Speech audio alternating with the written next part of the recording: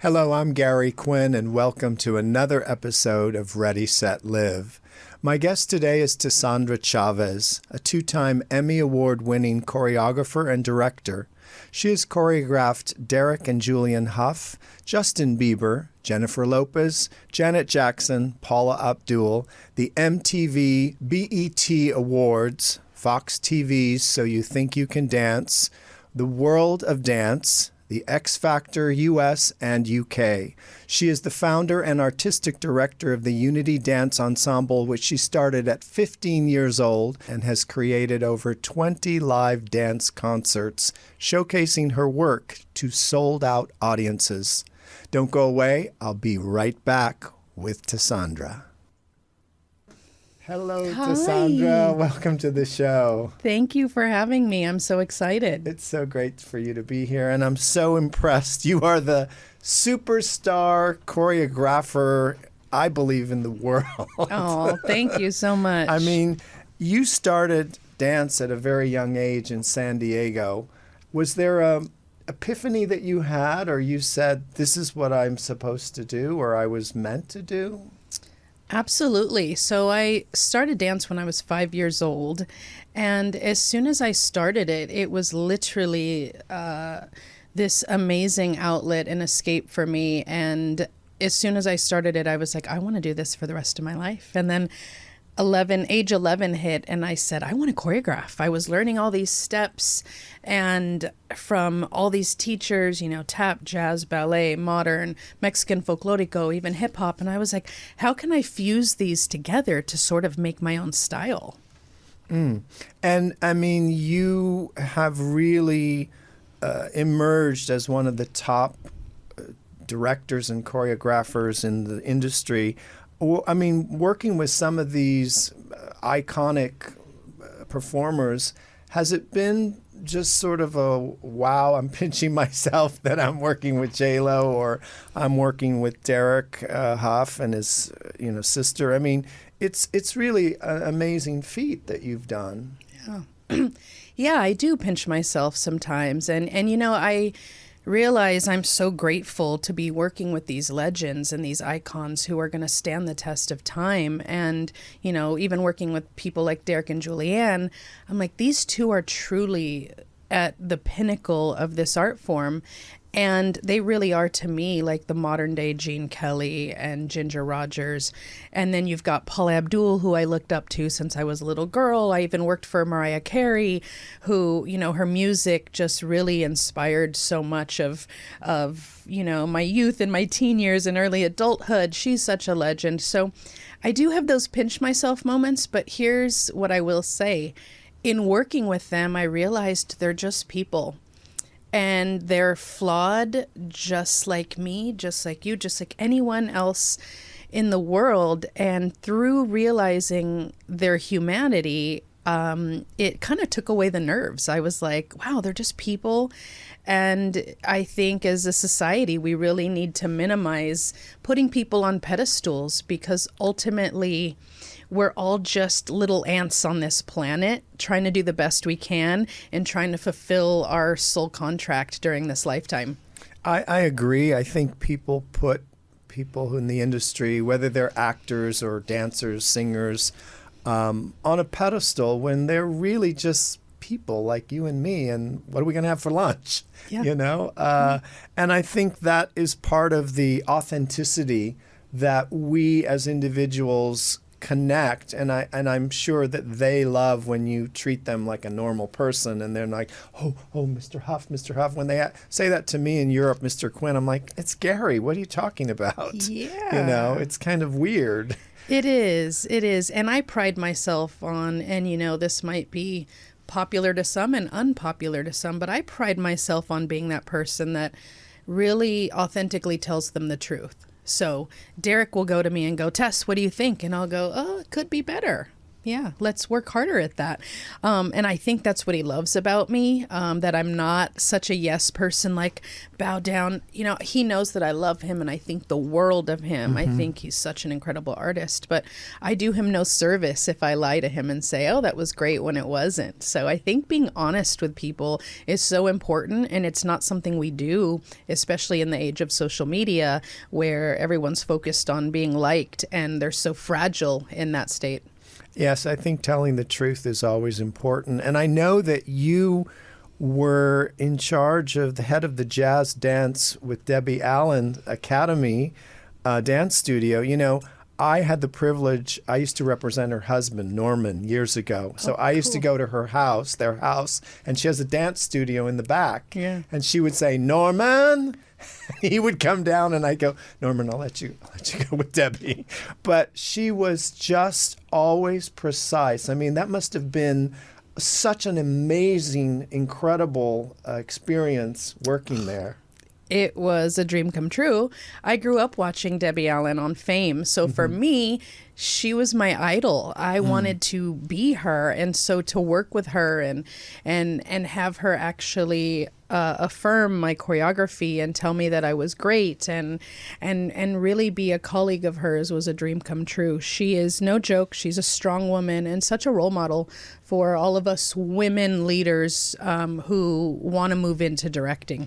And I think it's so great that women support women because, you know, it's not a cat fight. It should be, oh my God, if Tess can do this, I want to open the door for her to introduce her to the head of whoever, that they should know about her. I mean, I think that's the thing about the women's movement, which is extraordinary. When a person supports another person, or any person who helps another person, that is part of the kindness or the spiritual awareness of being in this planet to help. Yeah. You know, it's not to just take.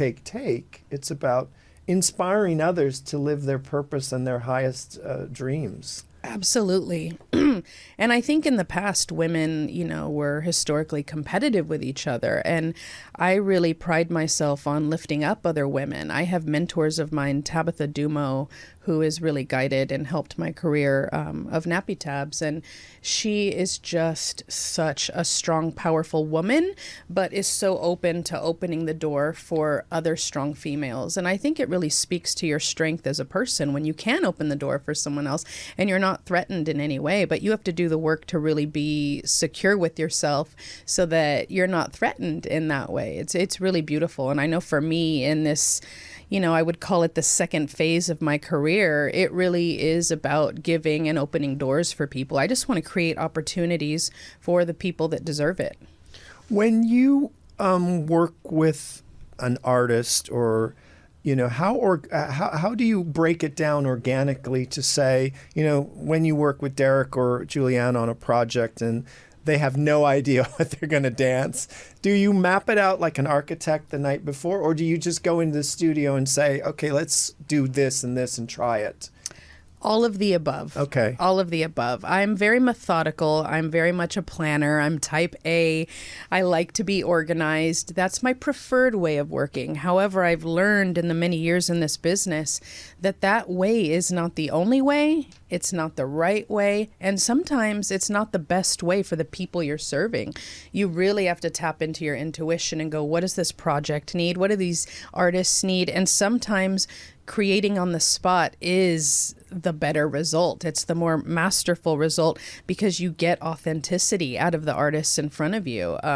Being intuitive and empathic, I think, is so important in being a choreographer, a director, or even just existing in the entertainment business, because there's a plethora of personalities you have to engage in and capture. And you have to be able to feel, to be in the moment, what their needs are. And something that you might have not really wanted to say, you'd feel, ooh, I shouldn't go there. I Yes. better say this. Yes. But I know that's the truth, not Yep. that you're sugarcoating it. What advice would accomplished people give their younger selves? Like, what advice would I give myself? Yeah. If you were just starting out after after working in the business, what would be the best advice you'd say for someone like you starting out years ago, or a young person who says, I want to do what Tessandra does? Yeah, I would say start with knowing you're enough. Start with loving yourself. That's something I'm still working on every day, loving myself, because as someone, I grew up poor. My mom raised me on welfare, single mom. So when you're birthed into that systemically, there's sort of this ideology that you're not enough and that you have to earn to be enough. You have to win. You have to get trophies. You have to have this much money in your bank account. And what I've realized at this age is that every human being on this planet is enough, regardless of income, regardless of race, regardless of gender, regardless of sexual preference. So my advice is to first start with yourself and say, you're enough. And then tap into what you really love to do, because sometimes people want to be choreographers or dancers or directors because they think that's the next step, and they're leading from their ego versus tapping into authentically, what is my next step on this journey and where am I of most impact in my life? So it starts with self. It starts with self-love, and then being honest with yourself, right? Not living for other people. I would tell myself that, and I think if I would have loved myself right out the gate, things may have been different, but I have no regrets, because I think this was part of my journey in this lifetime to focus on loving myself and telling myself I'm enough. And I think that's a major theme across the world that I see with individuals is that they are not enough, or they feel I'm missing something. But yet, if you give yourself permission that you are enough and you are the gift, and you start to look at yourself as being this incredible being, because you came into this world to express love, but we sometimes feel like, I don't really know what love is because I didn't get it.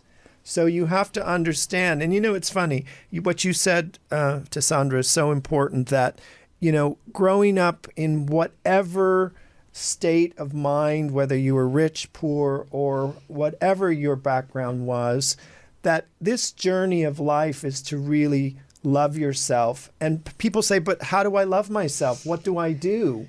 It's just really giving yourself permission to love. And I think that's the hardest thing. Would you say that what has been the biggest challenge that you have overcome in this life so far? Gosh, biggest challenge. There's so many. What was the number one that you said, wow, I didn't know if I was going to get through this, Gary? Is there anything? I mean, I think a lot of my childhood was tough. I had a mother who loved me so much and wanted to support my dreams, but she also dealt with some undiagnosed mental illness. And I think growing up in that sent me a lot of messages that weren't really helpful for my growth as a person. But I look back at that with so much gratitude, because I really believe my mom shaped me into the woman and human that I'm supposed to be. And I also know that my mom was doing her best. So I would say, my childhood with my mom was very, very challenging. And when I look back, I look at myself and go, I'm proud of you. I'm proud of little me for being able to endure such a challenging youth, because my life could have turned out much different if I didn't have the strength. And I think a lot of people have silent suffering, that they go through this lifetime not even knowing that they're suffering. Yeah. They think, okay, well, I do this job, I'm a robot. I'm not happy, but I still work. I think when you love what you do, then your energy emerges as kind of, I'm happy. Yeah. Because people are looking for happiness in all the wrong places. Yes. What is the one thing that makes you happy? That you say, Gary, I love to go do this with my friends, or I do this. Anything? Yeah. I love animals. I love hiking. I love nature. I love being in front of water. I love engaging intimately with friends. Like my perfect night is a night with 2 or 3 of my friends and speaking about life and spirituality and what we're passionate about and what we want to do next in life. I love authentic relationships. And I think, again, in the entertainment industry, we're around so many different people and personalities, and that when I get quiet time, I really enjoy that. And I have 2 monk teachers that I'm working with right now. And one of their quotes that they always tell me is, stillness is the key to success. And for me, that has really been life-changing as I've gotten into meditation for the past couple years. Just getting quiet with myself is oddly really, really fun. And I think if you're a meditator, you understand that. But if you're not, you're like, what? I don't want to sit quiet and think of nothing. But stillness is really beautiful once you train yourself to be in it. And I think people have a hard time being still. Yeah. And people have a hard time meditating because they either fall asleep or they sense, I can't do this. Yeah. Or their mind is racing. What do I have to do tomorrow? Well, that was me at first. Right. Interesting. So did you have a hard time to disconnect, or how did it? I mean, you've been doing it a couple years. Yes. So obviously you've gotten good at it. I wouldn't even say I've gotten good. I've gotten good at being disciplined at doing it daily. But I don't know that I ever get good at meditating. I naturally, I think because of my childhood and just my DNA and my personality, I am very anxiety driven. So for me, meditation was a way to calm the mind and just get clear about things. So I know a lot of dancers and choreographers and artists in the community are very anxiety driven, and meditation would be my first prescription for you because it just helps. I'm not going to say it alleviates it, but it just helps. Well, I also think that when you are still and quiet, that's when the information comes through. Amen. And many people have a hard time disconnecting to be in the stillness, because the stillness is a reflection of our inner light. Yeah. And that when we look at everything that we are doing, it's like we're do nothing.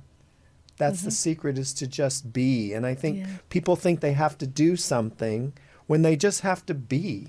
They do. Still, quiet, and the energy. I mean, I teach that with individuals. Just be in the zone of your vibrational energy, which is gratitude, joy, love. And be in that sense of everywhere you go, it's a miracle. Yes. And you just let it arrive without trying to manipulate or force or push. Yeah. And I think that's one of the hardest things for individuals to learn. What's on your next, let's say, bucket list? What do you want to do? What's the next excitement thing that you want to create? It's a good segue, because through meditation and just being present in who I am in gratitude and going, Tessandra, you are enough. You've done enough. You've achieved enough. Just exist in your power. Telling myself it's okay to exist in my power has been a journey in itself. But through that, I'm sort of manifesting things coming towards me, and the universe is just sort of speaking back to me. And so for me, I really want to move into more directing. I directed my own dance company for many, many years, from age 15 to 25. And then I went into choreography in the entertainment industry and really enjoyed that. But what I've learned is when you're the director, you get to create a beautiful environment for everybody involved, and you sort of are in charge of the energy. And so as someone who's been a part of different energies and different sets, I went, gosh, well, I would really love to do that.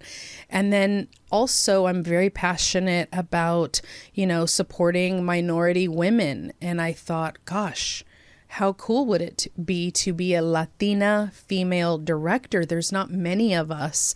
So I really want to move into that. And through meditation and attracting energy, I've met random people who've said to me, would you be interested in directing? There's this program I know about that I could connect you with. And I'm literally like, wow, look at the universe working. So that would be my advice to listeners as well, is that when you just get still and clear, you start attracting what is meant for you. Mm-hmm. Not what you want, but what is truly meant for you on this beautiful journey. Yeah, I think that's beautiful. And I think, helping the Latina community is really important to give back, but also to show that you can do it. Yeah. For any woman. But, I think the passion starts within, and that's exciting. I think also one of the things that I'm feeling from you is that you should have a book. You should write a book. Oh, Gary, that's sweet. I think that's what you're going to do. Really? And it's called I Am Enough. Wow. That's your book. That's what I'm getting. Thank you. That's so sweet of you. Because I know that you have a lot of information, and I just believe you have to share it now. It's your time. Is the timing now is ready, and you have evolved spiritually and upgrading to the next level. Yeah. And so when the doors open, you have to step in and just be. Yeah. And that's all you can do is just be. But you're ready. You're ready. So that's exciting. What makes you laugh? Oh my gosh, I think you had my friend Tice Diorio on. Yes. He makes me laugh. Friends make me laugh. People who are silly make me laugh. I love dry humor. I love to laugh. Although I'm a very serious person, right? I'm very focused. So I have to be around people who are lighthearted a lot. Excellent, excellent. What do you know for sure? The soul is... The soul is infinite. Love is... Self-care. The world needs more... Honesty. God is... Joy. Heaven is... Peace. When you look at let's say, where you're headed now in life, if I said, if you could go back in history and speak to someone and ask them a question, who would it be and what would you ask? Oh, wow. Well, my favorite artist of all time is Prince. So I would love to have a conversation with Prince. I would love to understand his process, and say, what I would want to know what his favorite moment of his life was. Now that he's gone, because I would want to know if he understands how much he influenced music in the short time that he was here on this planet, because I think sometimes artists are so involved in their creation that they don't realize their impact. And so I would want to ask him if he realizes his impact. Did you ever get a chance to meet him? I didn't. All right. And it's a regret I have, because I think I would have really just loved him. Yeah. It's so interesting, Tessandra, when, especially, I kind of grew up in the Hollywood circle, and I was able to be around famous people when I was 22, 23. But I was having this conversation about, when I first came, I got to meet, I was in a makeup room with, Jill Ireland and Charles Bronson and Raul Julia. And so I never forgot that there was this sense of, they had an energy, an air about them that was so different now than today's Hollywood. It was a sense of, and like you said, I do believe there are some people in this life now, as Derek sort of is the new Gene Kelly. Yeah. It's almost like they're living through them, or those famous entities are coming through them. Yeah. Because when I see him dance, that's the first person I think of. Yeah, he's just magical. Isn't it amazing when you see such incredible, talented people? To me, that's exciting, to be around creative people. Me too. To be in a dinner with all these amazing, incredible, talented people, singers, dancers, directors. There's an energy that you can't explain. It's magical. And that's what the magic is, but that's life. That's the exciting thing about life. That's what makes us exciting about all of us. Yeah. And all of us have a gift. And so, if you'd like to see some of the things you've choreographed, the Dancing with the Stars is an amazing thing. You can go on Tessandra's website. Yeah. And she's also on Instagram at Tessandra Chavez. And you can watch. It's just mind-blowing to see some of your work because it's so beautiful. It just flows. It's like an artist, Thank you. Which is so great. Thank Well, you. I am so happy you spent this time with me. And I believe that you have some incredible things coming for you in the future. Thank and you. I'll tell you more about those. Oh, wow. Thank you so much. So thank you for coming in. And I'm Gary Quinn. Join me for another episode of Ready, Set, Live. And until we meet again, be well. Thank you. Thank you. That was awesome.